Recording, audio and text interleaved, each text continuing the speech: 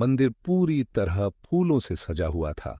चारों ओर शंख और घंटियों की मधुर ध्वनि गूंज रही थी। परिवार के सभी सदस्य शादी की आखिरी रस्मों के पूरे होने का बेसब्री से इंतजार कर रहे थे।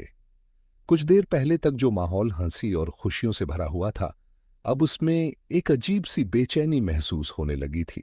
सबकी निगाहें बार बार दूल्हा दुल्हन की ओर जा रही थीं। इसी बीच किसी ने चारों तरफ नजर दौड़ाते हुए कहा, अगर वह मंदिर में ही है तो अब तक सामने क्यों नहीं आई? अब तो शादी भी संपन्न हो चुकी है। यह सुनकर कुछ लोग एक दूसरे का चेहरा देखने लगे। किसी ने धीरे से कहा, शायद वह किसी रस्म की तैयारी कर रही होगी। लेकिन किसी के चेहरे पर पूरी तरह संतोष दिखाई नहीं दे रहा था। ऐसा लग रहा था जैसे हर किसी के मन में कोई न कोई सवाल चल रहा हो।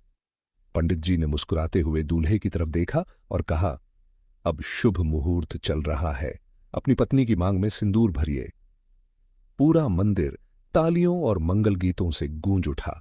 सभी लोग उस शुभ पल को अपनी आंखों में कैद करना चाहते थे। परिवार के बुजुर्ग भावुक होकर इस पल को देख रहे थे और बच्चे उत्साह से इधर उधर घूम रहे थे।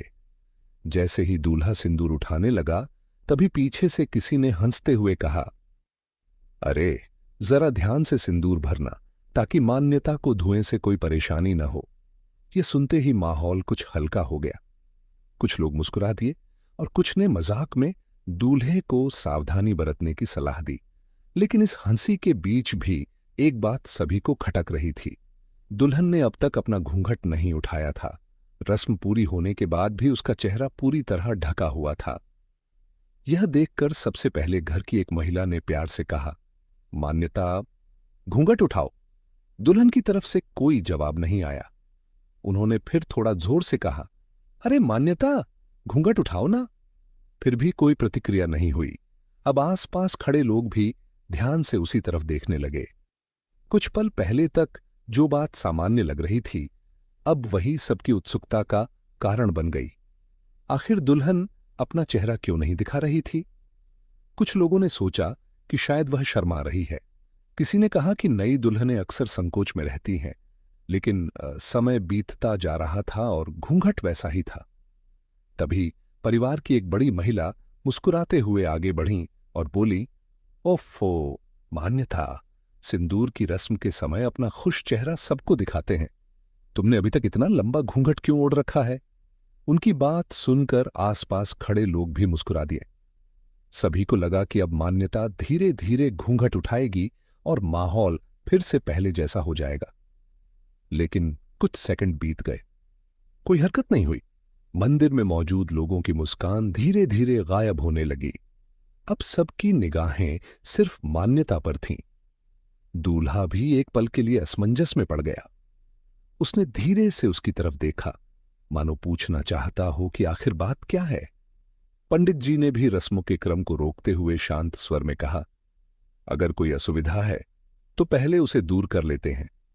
चारों ओर सन्नाटा छा गया। कुछ रिश्तेदार आपस में धीमी आवाज में बातें करने लगे। कोई कह रहा था कि शायद दुल्हन भावुक हो गई है, तो कोई कह रहा था कि शायद वह थक गई होगी। लेकिन यह सिर्फ अनुमान थे। किसी को वास्तविक कारण पता नहीं था। परिवार के सदस्य धीरे धीरे उसके पास आने लगे। हर कोई चाहता था कि रस्म खुशी खुशी पूरी हो और किसी तरह की गलतफहमी पैदा न हो। लेकिन जितनी देर घूंघट नहीं उठा, उतनी ही बेचैनी बढ़ती चली गई। दूल्हे ने बहुत शांत आवाज में कहा, मान्यता, अगर तुम ठीक हो तो बस एक बार बोल दो। मंदिर में बैठे सभी लोग उसकी आवाज सुन रहे थे। कोई भी बीच में कुछ नहीं बोला। अब माहौल पूरी तरह बदल चुका था। कुछ देर पहले जहां शहनाइयों की धुन सबसे ज्यादा सुनाई दे रही थी, अब वहां सिर्फ इंतजार था। हर किसी के मन में अलग अलग सवाल थे, लेकिन किसी के पास जवाब नहीं था। कहानी इसी रोमांचक मोड़ पर आकर ठहर जाती है।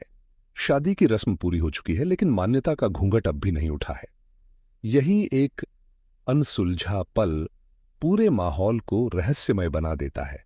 अब सभी की नजर उसी क्षण पर टिकी है जब मान्यता अपना घूंघट उठाएगी और इस असामान्य खामोशी का कारण सामने आएगा।